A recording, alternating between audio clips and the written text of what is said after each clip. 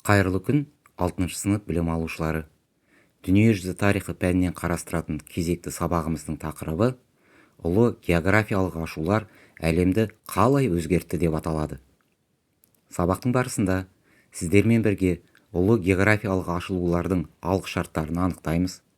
Орта ғасырлардағы еуропалық саяхатшылардың қандай жаңа жерлерді ашқаны туралы ақпарат аламыз. Отаршылдық саясаттың зардаптарына баға беретін боламыз. Әуелі тақырыпқа қатысты бейне үзіндіні зейін қойып көрейік.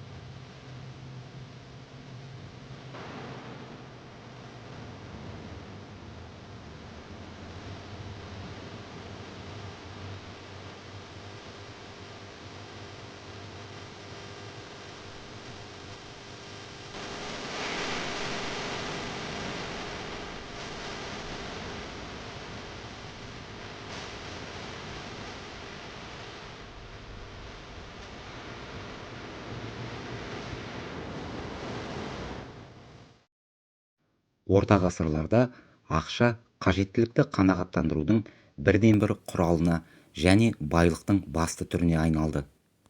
Тауар-ақша қатынастарының өсуіне байланысты ақша зор маңызға ие болды.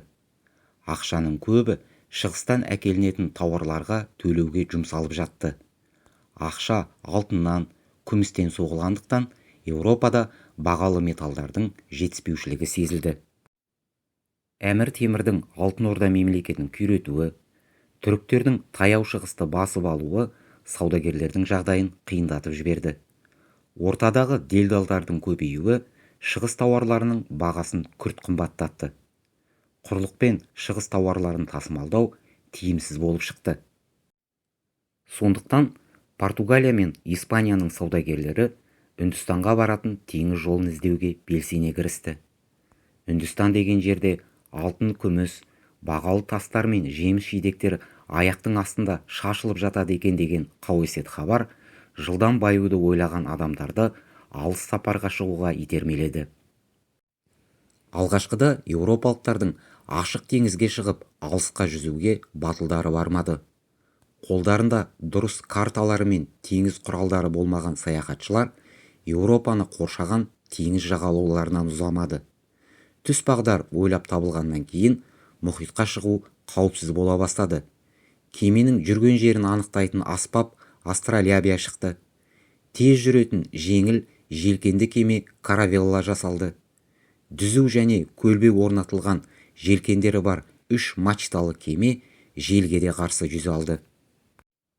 15 ғасырда ежелгі ғалымдардың жер шар тәрізді деген болжамдары теңіз саяхатшыларының назарын аударды. Олар батысқа қарай жүзе берсе, жерді айналып өтіп Үндістанға жетуге болады деп ойлады. Үндістанға батыс жолмен жетуге әрекет жасаған еуропалық тұңғыш теңіз саяхатшысы Христофор Колумб болды. Жас кезінде Колумб жерорта теңізіне саяхат жасаған теңіз кемелерінде жұмыс істеді. Географиялық карта сызумен шұғылданды. Ол Үндістан мен Қытайға апаратын теңіз жолын әлі зерттелмеген Атлант мұхитын басып өтетін батыстан бастау қажет деген шешімге келді. Ол 1492 жылы Испания билеушілері 2 Фернандо мен 1 Изабелланы жоспарымен таныстырды.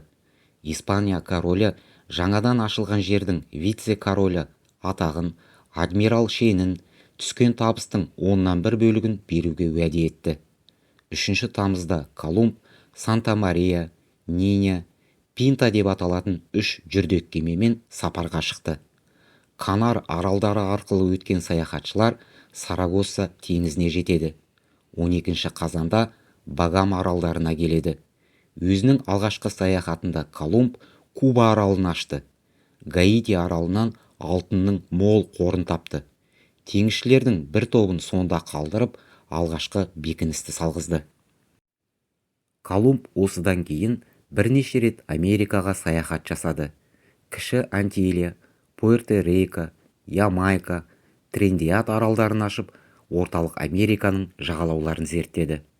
1502-1504 жылдары Колумб 4 рет саяхатқа шығып, дүние жүзін айналып өтуге әрекет жасады.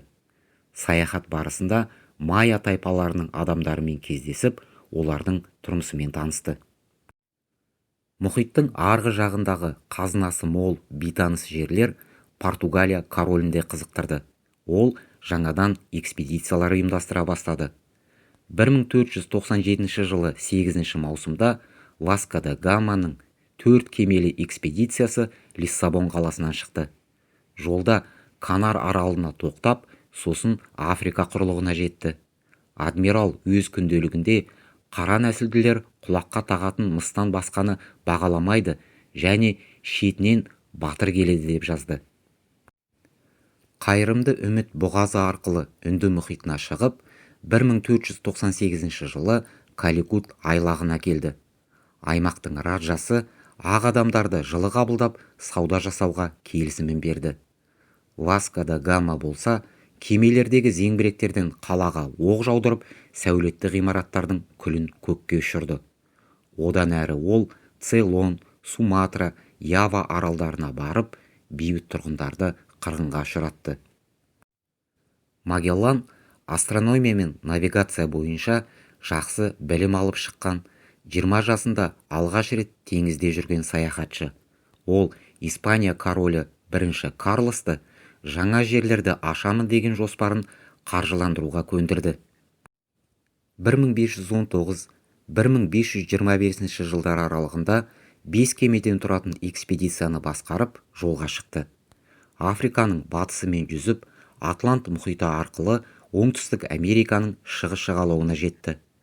Құрлықты айналып өтіп, Тынық мұхиты арқылы батысқа қарай жүзіп, Азиядағы Филиппин аралдарына жетті. Еуропалықтар жат жерде өздерін дөрекі ұстап, бағынуды және бағалы бұйымдарды беруді талап етті. Арал тұрғындарымен қақтығыста Магеллан және 247 теңізші қаза тапты. Экспедицияның 18 адамы ғана елге оралды. Олар дүние жүзін тұңғыш рет айналып өтіп, жердің шар тәрізді және басым бөлігін су басып жатқанын дәлелдеді. Америка Веспуччи 1499-1503 жылдар аралығында Португалия королінің рұқсатымен Америка құрлығына 3 рет саяхат жасады. Жаңа аралдар мен жағалауларды ашты. Зерттеу барысында бұрын тоты құстар елі немесе Үндістан деп аталып келген жаңа жердің басқа құрлық екенін анықтады. Сол себепті Америка құрлығына ержүрек саяхатшының есімі берілді. Географиялық ашылулар нәтижесінде құрлықтар арасында байланыс орнап, сауда қарқынды дамыды. Америкадан какао, темекі, жүгері, Африкадан кофе, Азиядан шәй, жібек мата, фарфор ыдыстар және ең бастысы бағалы металдар мен асыл тастар әкелінді. Еуропадан барған саяхатшылар өздерін дөрекі ұстап, жергілікті тұрғындардың жерлерін отарлап алды.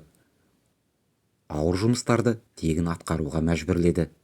Қазба байлықтарын аяусыз тонады. Басқыншылық соғыстар барысында көне өркениеттерді жойып жіберді. 1503-1566 жылдар аралығында бір ғана Испанияға Америка отарларынан 1810 тонна алтын, 1700 тонна күміс шығарылған екен. Отарлардан тоналған бағалы заттар корольдердің, көпестердің, банкерлердің, кәсіпорын иелерінің қалтасына түсті. Еуропада тауар өндіру жолға қойылды.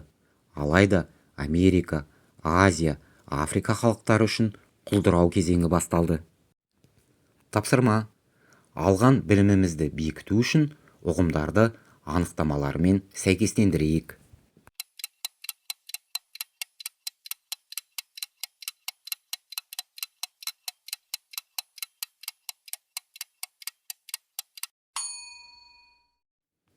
Үйге тапсырма: географиялық ашулардың жағымды және жағымсыз жақтарына мысалдар келтіріңіздер.